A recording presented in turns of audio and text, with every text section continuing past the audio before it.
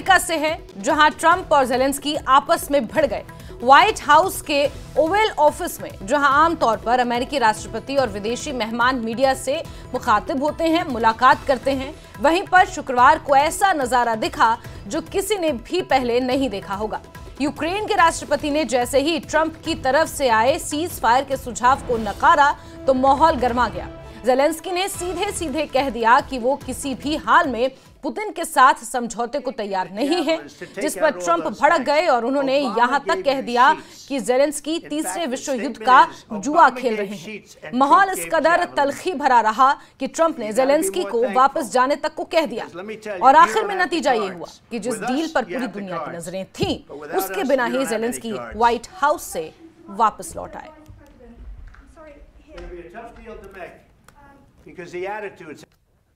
Don't tell us what we're going to feel. We're trying to solve a problem. Don't tell us what we're going to feel. I'm not telling you. Because you're in no position to dictate that. That's Remember exactly this. You're in no position to dictate what we're going to feel. We're going to feel very good. You will feel influence. We're going to feel very good and very strong. You will feel influence. You're right now not in a very good position. You've allowed yourself to be in a very bad position, and he happens to be right about it. From the very beginning of the war, you're not in a good position. You don't have the cards right now. With us, you start having cards. Right now, you don't. You're playing cards. You're playing cards. You're gambling with the lives of millions of people. You're gambling with World War III. You're gambling with World War III. And what you're doing is very disrespectful to the country, this country. That's backed you far more than a lot of people said they should. Of course, we want to stop the war. But you're saying you don't want a ceasefire. But I said to you, I want a ceasefire. With guarantees. Because you'll get a ceasefire faster than an agreement. Ask our people about ceasefire. What they think. I gave you the javelins to take out all those tanks. Obama gave you sheets. In fact, the statement is Obama gave sheets and Trump gave javelins. You got to be more thankful. Because let me tell you, you don't have the cards. With us, you have the cards. But without us, you don't have any cards. और इसी बहसबाजी से जुड़ी एक और बड़ी खबर है, और ये खबर है कि प्रेसिडेंट ट्रंप भाषा की मर्यादा भूल गए। जी हां, ट्रंप ने मीडिया के सामने ही ज़ेलेंस्की को मूर्ख कह दिया। जब ऑफर पर ज़ेलेंस्की एतराज जताने लगे तो ट्रंप ने उन्हें टोका और मूर्ख राष्ट्रपति कह डाला, जबकि ज़ेलेंस्की कहते रहे कि अगर मुझे बुलाया है तो कम से कम बोलने का मौका दिया जाए।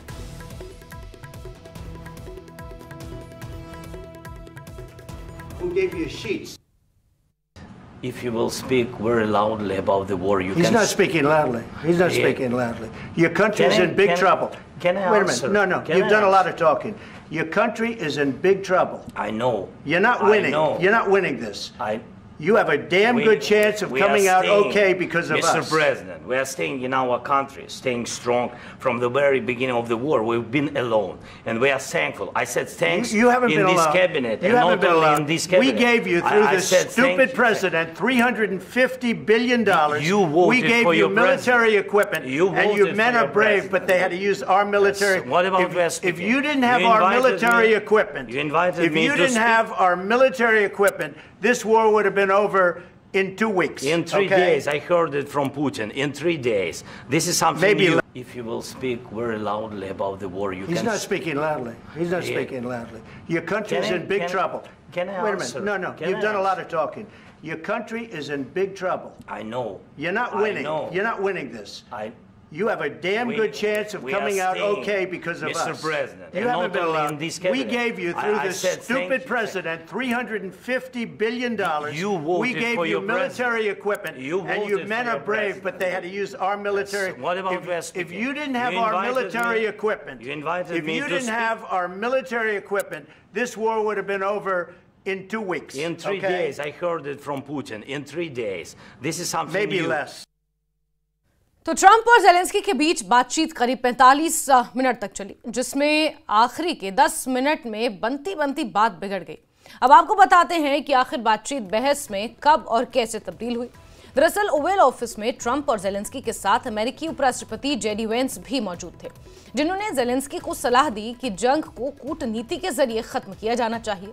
कूटनीति सुनते ही ज़ेलेंस्की का पारा चढ़ गया और उन्होंने रूस पर सीज फायर उल्लंघन का आरोप लगाते हुए पूछ डाला कि आखिर अमेरिका किस कूटनीति की बात कर रहा है। ज़ेलेंस्की के तल्ख अंदाज के बाद माहौल पूरी तरह से बदल गया और फिर इसमें ट्रंप भी कूद पड़े।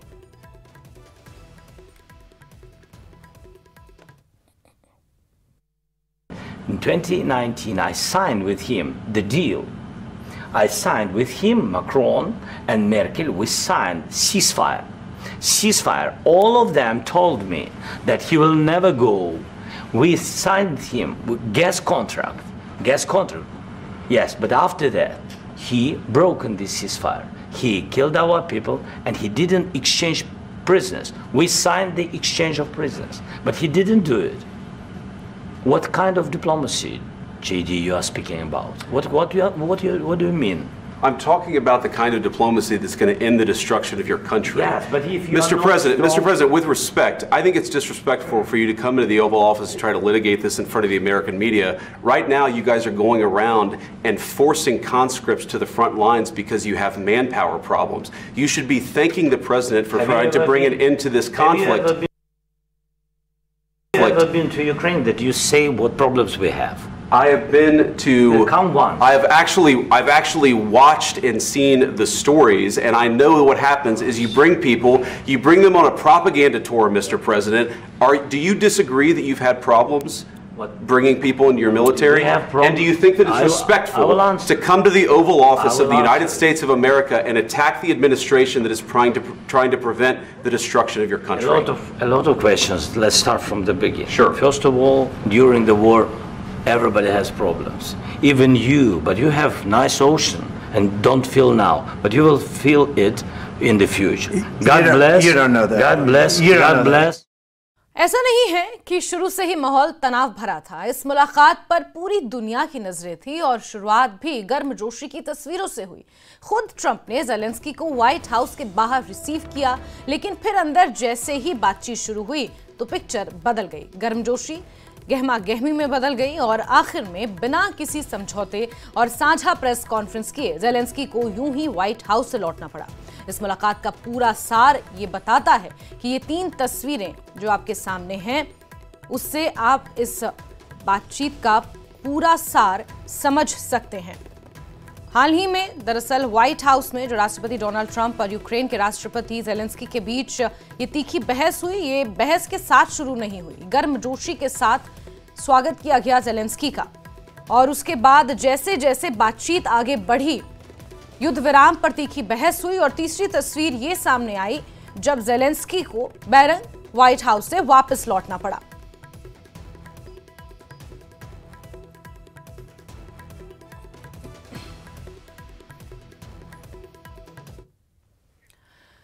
और आगे बढ़ते हैं और आपको बता दें कि इस पूरी हाई वोल्टेज बहस के बाद ज़ेलेंस्की व्हाइट हाउस से लौट गए, जिस पर बाद में ट्रंप का बयान भी सामने आया। उन्होंने कहा कि मुझे लगता है कि राष्ट्रपति ज़ेलेंस्की अमेरिका की मदद से शांति के लिए तैयार नहीं है। ज़ेलेंस्की को लगता है कि हमारे दखल से उन्हें बातचीत में बड़ा फायदा मिलेगा। मुझे कोई फायदा नहीं चाहिए, मुझे शांति चाहिए। ज़ेलेंस्की ने ओवल हाउस में अमेरिका का अपमान किया। ज़ेलेंस्की वापस आ सकते हैं जब वो शांति के लिए तैयार हों। To end immediately. I want a ceasefire now. He says, oh, I don't want a ceasefire. Well, all of a sudden he's a big shot because he has the U.S. on his side. Either we're going to end it or let him fight it out. And if he fights it out, it's not going to be pretty. Because without us, he doesn't. Don't tell us what we're going to feel. We're trying to solve a problem. Don't tell us what we're going to feel. I'm not telling you. Because you're in no position to dictate that. Remember this. You're in no position to dictate what we're going to feel. We're going to feel very good. You will feel influence. We're going to feel very good and very strong. You will feel influence. You're right now not in a very good position. You've allowed yourself to be in a very bad position, and he happens to be right about it. From the very beginning of the war. You're not in a good position. You don't have the cards right now. With us, you start having cards. But right now, you don't. You're playing cards. You're playing cards. You're gambling with the lives of millions of people. You're gambling with World War III. You're gambling with World War III. And what you're doing is very disrespectful to the country, this country, that's back to you, far more than a lot of people said they should have. जहां राष्ट्रपति Trump ने Zelensky से दो टूक कहा कि Putin को हराना नामुमकिन है, वहीं दूसरी तरफ पुतिन के एक बेहद करीबी ने नाटो को धमकी दी है कि अगर ट्रंप और पुतिन की वार्ता के बीच नाटो रोड़ा बना तो फिर रूस इस धरती से नाटो का सफाया कर देगा। इस धमकी के बाद से कई मोर्चों पर जंग तेज होने की खबरें सामने आ रही हैं।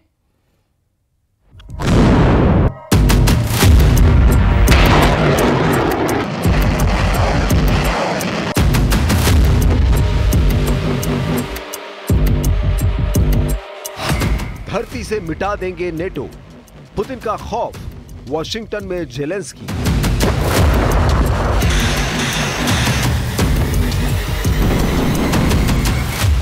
रूस यूक्रेन जंग में बाजियां तेजी से पलट रही हैं। जो ज़ेलेंस्की लगभग हर दिन जंग जीतने का दावा कर रहे थे, वो ज़ेलेंस्की आज वॉशिंगटन में भीगी बिल्ली बनते नजर आए।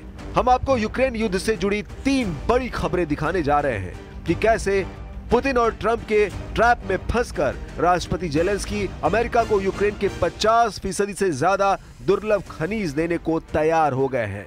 साथ ही हम आपको दिखाएंगे कि कैसे पुतिन के कारोबारियों और कमांडरों ने ऐलान कर दिया है कि अगर पुतिन और ट्रंप की शांति वार्ता को नेटो या यूरोपीय देशों ने नुकसान पहुंचाया तो रूस धरती से नेटो का नामो निशान मिटा देगा। इधर ISW की एक रिपोर्ट में दावा किया गया है कि चाहे नेटो या फिर यूरोपीय संघ, अब कोई भी यूक्रेन से रूस का कब्जा नहीं हटा पाएगा। हम आपको दिखाने जा रहे हैं कि कैसे पुतिन 10 लाख से ज्यादा यूक्रेनियों को रूस का गुलाम बनाने जा रहे हैं। 1011 दिन से ज्यादा की यूक्रेन जंग में अब राष्ट्रपति पुतिन पूरी तरह से हावी हो चुके हैं। हालात ये है कि फ्रांस के राष्ट्रपति इमैनुअल मैक्रों, ब्रिटेन के प्रधानमंत्री कीर स्टारमर और जर्मनी के चांसलर रहे ओलाफ शॉल्ज वॉशिंगटन में ट्रंप से मीटिंग करने के बाद पूरी तरह से खौफ में आ चुके हैं। ट्रंप ने मीडिया के सैकड़ों कैमरों के सामने जता दिया कि पुतिन मेरा यार है, बाकी सब बेकार है। ट्रंप की इस कूटनीति ने यूरोपीय और नेटो देशों को हक्का बक्का कर दिया है। हालात ये है कि अब 30 यूरोपीय देश ये मानकर चल रहे हैं कि ट्रंप पूरे यूक्रेन पर पुतिन का कब्जा करा सकते हैं। इसलिए अब नेटो और यूरोपीय संघ कोशिश में जुटे हैं कि पुतिन और ट्रंप के बीच यूक्रेन युद्ध पर होने वाली शांति वार्ता फेल हो जाए। रूस को इस साजिश की भनक लग चुकी है और अब पुतिन के बेहद करीबी माने जाने वाले व्लादिमीर सोलोवियोव ने ऐसी धमकी दी है जिसे सुनकर यूरोपीय संघ और नेटो के होश उड़ जाएंगे। जरा देखिए रूस में टीवी होस्ट और रूसी राष्ट्रपति व्लादिमीर पुतिन के प्रमुख सहयोगी व्लादिमीर सोलोवियोव ने क्या धमकी दी है। पुतिन के प्रमुख सहयोगी व्लादिमीर सोलोवियोव ने नेटो देशों को धमकी देते हुए कहा है कि अगर पुतिन और ट्रंप की वार्ता सफल नहीं होती है तो ये तय है कि रूस साजिश करने वाले नेटो देशों का इस धरती से सफाया कर देगा। व्लादिमीर सोलोवियोव ने नेटो देश जर्मनी पर भड़कते हुए कहा कि अगर जर्मनी के नए चांसलर बनने वाले फ्रेडरिक मर्ज ने यूक्रेन की सैन्य मदद की तो मॉस्को जर्मनी का धरती से सफाया कर देगा। असल में जर्मनी के चांसलर रहे ओलाफ स्कोल्ज की तुलना में जर्मनी के नए चांसलर बनने वाले फ्रेडरिक मर्ज यूक्रेन को मध्यम दूरी की टॉरस मिसाइलें देने की योजना बना रहे हैं, जिसे लेकर रूस बुरी तरह से भड़क गया है। पिछले महीने पुतिन के करीबी व्लादिमीर सोलोवियोव ने कहा था कि रूस लंदन को पानी में डुबोकर तबाह कर देगा। व्लादिमीर सोलोवियोव अभी तक ब्रिटेन, फ्रांस और जर्मनी को पूरी तरह से तबाह करने की धमकी दे चुके हैं।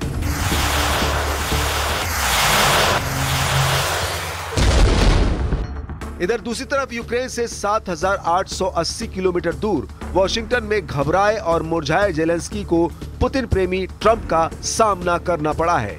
तस्वीरें गवाह हैं कि ज़ेलेंस्की को एहसास हो चुका है कि अब यूक्रेन को न सिर्फ रूस रौंद रहा है बल्कि अमेरिका भी यूक्रेन के दुर्लभ खनिजों को लूटने में जुट गया है। ट्रंप ने ज़ेलेंस्की पर इतना ज्यादा दबाव बना दिया है कि वो चाहकर भी अमेरिका को रूस के खिलाफ नहीं कर पाएंगे। ट्रंप ने महज 3 दिन में ही ज़ेलेंस्की को बिना चुनाव का तानाशाह से लेकर यूक्रेन जंग का जिम्मेदार तक कह चुके हैं। जरा देखिए क्यों इस वक्त नेटो के साथ साथ यूक्रेन तक ट्रंप के बयानों से खुद को हारा महसूस कर रहा है। ट्रंप के डबल बयानों से ज़ेलेंस्की तक चकरा गए हैं। A dictator without elections Zelensky better move fast, or he's not going to have a country left. Got to move fast, because that war is going in the wrong direction. In the Do you still think that Mr. Zelensky is a dictator? Did I say that? I can't believe I said that. Next one. दूसरी तरफ Trump ने ऐलान कर दिया है कि America Ukraine के 50% दुर्लभ खनिजों पर अपना दावा ठोक रहा है। यानी यूक्रेन को इस वक्त रूस और अमेरिका दोनों ही मिलकर लूटने में जुटे हैं और बेचारे जेलेंस्की कुछ नेटो देशों के भरोसे यूक्रेन को बचाने में जुटे हैं। लेकिन इस बीच यूक्रेन के रक्षा मंत्रालय के अंडर में आने वाले खुफिया निदेशालय ने ऐसा दावा किया है कि पूरी दुनिया दंग रह गई है। यूक्रेन के रक्षा मंत्रालय के मुख्य खुफिया निदेशालय के खुफिया इनपुट के दावों के मुताबिक यूक्रेन युद्ध के 3 साल की वर्षगांठ पूरे होने से पहले रूस नेटो पर अपनी जीत का ऐलान करने जा रहा है। यूक्रेन की GUR के मुताबिक रूस सऊदी अरब में पुतिन और ट्रंप की वार्ता से पहले ही दुनिया को यह दिखाने जा रहा है कि रूस ने 32 देशों से बने नेटो देशों को हरा दिया है। पुतिन का रूस ये साबित करने जा रहा है कि रूस ने यूक्रेन के साथ साथ नेटो को भी 3 साल से चल रही जंग में बुरी तरह से हरा दिया है। हम आपको बता दें कि यूक्रेनी राष्ट्रपति जेलेंस्की को ट्रंप इशारों ही इशारों में बिना चुनाव के तानाशाह कह चुके हैं। युद्ध विशेषज्ञों का कहना है कि ऐसा लगता है कि जेलेंस्की पर हमला करके राष्ट्रपति ट्रंप पुतिन के ही प्रचार को दोहरा रहे हैं। 25% यूक्रेन पर कब्जा, 10 लाख यूक्रेनी रूस के गुलाम। कुछ वॉर एक्सपर्ट्स का यह भी दावा है कि पुतिन का रूस 1/4 यानी 25% यूक्रेनी इलाकों पर कब्जा करने के बाद ही जंग रोकेगा। पुतिन को पता है कि रूसी बॉर्डर से सटे यूक्रेनी इलाकों के 25% इलाके पर अगर रूस का कब्जा हो गया तो फिर यूक्रेन कभी भी नेटो में शामिल नहीं हो पाएगा। इसलिए पुतिन ने साल 2026 तक लगातार युद्ध करने का प्लान बना लिया है। ऐसा दावा ISW की तरफ से किया जा रहा है। हम आपको institute for the study of war यानी ISW का एक और भी दावा दिखाते हैं जो 10 लाख यूक्रेनियों को रूस का गुलाम बना देंगे। Institute for the study of war यानी ISW ने अमेरिकी अधिकारियों के हवाले से एक ऐसा सनसनीखेज दावा किया है जिसने यूक्रेन के होश फाख्ता कर दिए हैं। ISW के रिसर्च और दावों के मुताबिक पुतिन का रूस ट्रंप सरकार से युद्ध रोकने के एवज में यूक्रेन के उन शहरों पर पूरी तरह से कब्जा चाहता है जो अभी रूस के कब्जे में नहीं है। वॉशिंगटन DC में स्थित ISW थिंक टैंक ने नोट किया है कि इन क्षेत्रों में कई बड़े शहर हैं जिन पर रूसी सेना का वर्तमान में कब्जा नहीं है और जब्त करने की कोई संभावना नहीं है। बचे हुए 4 यूक्रेनी क्षेत्रों पर रूस के कब्जे में बड़े शहर शामिल होंगे, ऐसा दावा किया जा रहा है। जैसे खेरसोन सिटी, जहां लगभग 2,75,000 की आबादी है, उस पर रूस पूरा कब्जा चाहता है। इसी तरह से यूक्रेन क्रामाटोरस पर कब्जा चाहता है, जहां यूक्रेन के 1,47,000 नागरिक रहते हैं। इसके अलावा रूस ने यूक्रेन के ज़ापोरिजिया सिटी पर दावा ठोका है, जिसमें 7,06,000 यूक्रेनी नागरिक रहते हैं। ISW का अनुमान है कि यूक्रेन के कम से कम 10 लाख से ज्यादा यूक्रेनी नागरिक रूस के गुलाम हो जाएंगे और यूक्रेन का एक बड़ा इलाका यूक्रेन हार जाएगा। अब ऐसे हालात में अंदाजा लगाया जा सकता है कि वॉशिंगटन में मौजूद जेलेंस्की पर कितना जबरदस्त दबाव होगा, जबकि दूसरी तरफ पुतिन ट्रंप की शह पर यूक्रेन को हड़पने की जोर शोर से तैयारी करने में जुटे हैं। ऐसे हालात में अब नेटो अमेरिका के बिना रूस के खिलाफ क्या एक्शन लेता है, ये देखना दिलचस्प होगा।